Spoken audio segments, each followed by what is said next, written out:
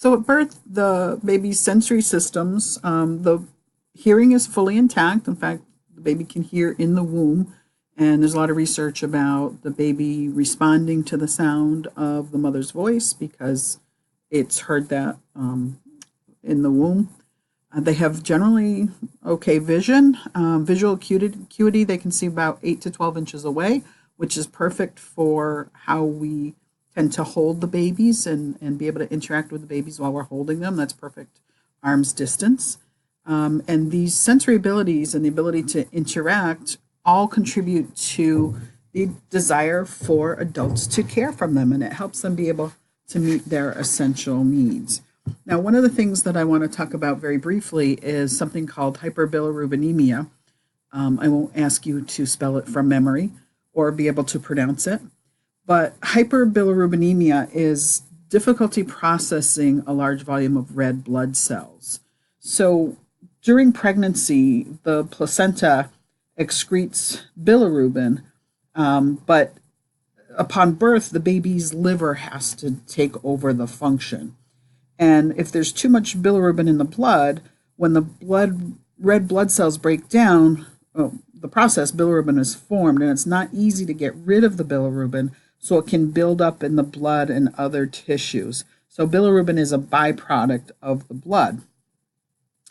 Bilirubin has a pigment, so it causes jaundice, which is, you've heard of that before, a yellowing of the skin, the eyes, and other tissues. Now, I'm pointing this out because 60% of full-term newborns can experience this hyperbilirubinemia. Their livers just have difficulty processing all of that bilirubin. 80% of premature babies can have hyperbilirubinemia. The problem is that if it's not treated, we notice it manifests as jaundice, but if it goes untreated, it can result in something called kernicterus, which is damage to the central nervous system. It can cause brain damage, it can cause seizures, etc. So it's fairly easy to treat. It's just treated with UV lights to help be able to process that bilirubin. So fairly easy. That jaundice is included at happening, but it's a pretty common thing that needs to be treated. So that's the reason that I'm pointing it out, so that you are aware of that. So I mentioned this yesterday, and you're going to continue to hear it, the importance of understanding development. So understanding development is the foundation of pediatric OT. You need to know what and how developmental changes occur. You need to know what typical development is to know what atypical development is. But that information also gives us information regarding evaluation and interpretation. So we need to know what might be expected at a particular age and what if a child is developing as they should be. It also gives us information regarding what we should do in terms of age-appropriate materials. That's an important thing. So a child can be developmentally at a certain age as a result of a disability, but that doesn't mean that we should be using materials that are necessarily at that younger age. A perfect example is I had my first, even before I was an OT, the reason I became an OT, and I think I've shared that story with you guys about Jeff, my little guy with cerebral palsy. He was in 4th grade, but he had come into the school with a diagnosis also of mental retardation at that time, what we now call an intellectual disability or an intellectual impairment. And so no one really knew what cognitive level he was at. But it was really important to the parents and to me as a person who was his one-to-one paraprofessional that what people were doing with him was age appropriate. So the parents wanted him dressed in age appropriate clothing, wanted him engaging in age appropriate tasks so that he didn't look, he was already different from the rest of his peers, but they didn't want him appearing different from the rest of his peers any more than was inherent in the disability. So it's really important to you don't want to use baby toys with someone who is, a teenager, even though cognitively they may be at a much lower level. You want to find things that are more age appropriate that you can safely use with that individual. So that's really important. And it also gives us, knowing typical development also gives us information regarding how the environment can be set up to promote skill development. So, development of human occupation. This is basically OT 101.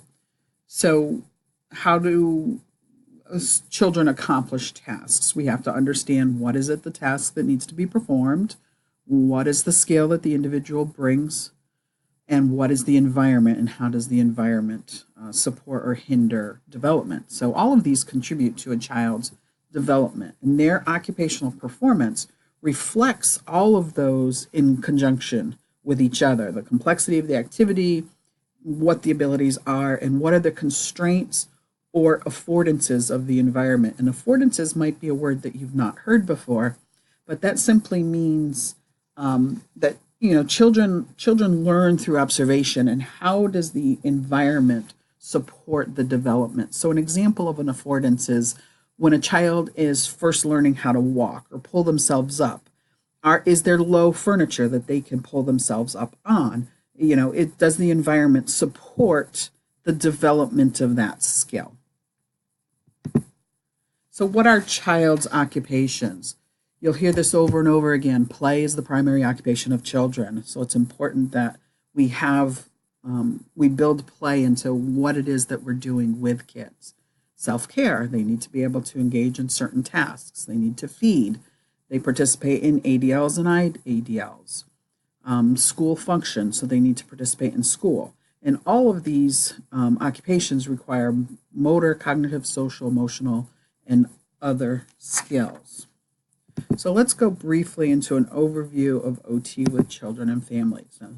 So in a nutshell, what we've already talked about is intervention is based on the behaviors, the performance, the occupations, and the context. And again, that is OT in a nutshell.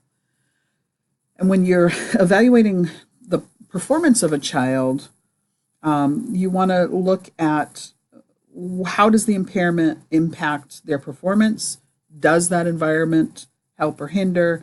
And then, you look for discrepancies, and then you make a plan based on those discrepancies. So where is it that intervention needs to occur?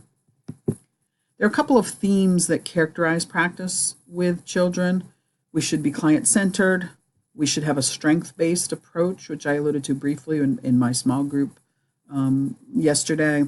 It needs to be family-centered. It should occur in their natural environment, and it should be done in a culturally competent or culturally aware way. Now, I didn't have a separate slide for cultural competence. I do for the others, but I just want to say, cultural competence is important in all we do, in every aspect of OT, and we need to think about our own behaviors and attitudes towards different cultures, different religions, different beliefs.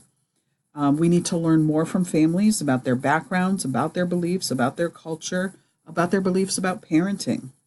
We should use open-ended questions to learn, use active listening. We should ask about their routines, their rituals, their traditions, their expectations. And we should know what parents' expectations are about developmental milestones, because, different cultures have different beliefs in things like the acquisition of ADL skills. As you kind of saw in the baby's video, some of the children were more able to do things a little bit more independently, or expected to do things a little bit more independently in different cultures. So it's important to understand what the expectations are of the family. So in terms of client-centered practice, that is the hallmark of OT. The child is a person first, and it's important to remember that, and you're going to hear us say this a lot. You want to use person-first language, so we don't talk about that cerebral palsy boy, or we don't talk about the stroke victim. We want to use the person first. It is a person who has cerebral palsy. It is a person who had a stroke. And you want to be also, I'm going to throw this in right now, you also want to think about your language and use empowering language versus disempowering language. When you use words like victim or wheelchair bound, that makes them sound disempowered. It's pitying language, and we don't want to use pitying language. We should use empowering language. So, rather than say wheelchair bound, we have a person who needs a wheelchair for mobility. Rather than say a stroke victim, it's a person who has experienced a stroke. Okay, so you don't want to use that disempowering. By using the word victim, or he suffers from a particular disability, well, you don't really know if that person is suffering. So you don't want to put that pitying language on them. And that's kind of one of my soapbox issues. You'll get to know a few of these as we go through the semester and next semester. When working in client-centered practice, you want to identify the concerns and priorities of the child and the family. What is it that the family prioritizes in terms of the child and what the child needs to do? Learn their interests, learn their frustrations and their preferences, because that's really what is going to frame the intervention. Whenever possible, you want to involve the child. Get their input, give them a little bit of control and give them a say in what's happening in terms of the goals for treatment. And respect their emotions. That's an important thing. You also want to develop a rapport with that child and the family, and that's done through open consideration, open communication. Talk to the parents, get their input, involve them in the decision making, and empower them in being able to help their child. You need to build trust, and that's done through mutual respect, being positive, being non-judgmental, and in some cases that can be challenging, and such as the cultural differences. You need to work to understand what the differences are and empower the parents in working with their kids. You have to consider that culture and the context when you're providing intervention and build activities that engage the child and the family. So it's an ongoing process, but it's an important one. We also want to use a strength-based approach, and that's really a holistic approach that's considers the strength of the child, and it's based on their strengths. But this really contrasts with the medical model, which focuses on intervention to correct the health or correct the performance problem and really narrows the vision of what the child can do or what the child can become. So it uses strengths to overcome the challenges to participate and improves their participation over the lifespan, leading to improved self-efficacy, improved motivation, improved willingness to engage in some activities that are challenging. When you focus on what it is they can do, and whether that's with the child or whether that's with the parent, no parent wants to hear over and over again what their child cannot do. They know what their child struggles with. They want to hear what can they do and how can we use the what can they do to help them improve in those areas that they struggle and they want and need to do. So, focusing on the strengths really helps to reduce the parental stress and improves your engagement with the families.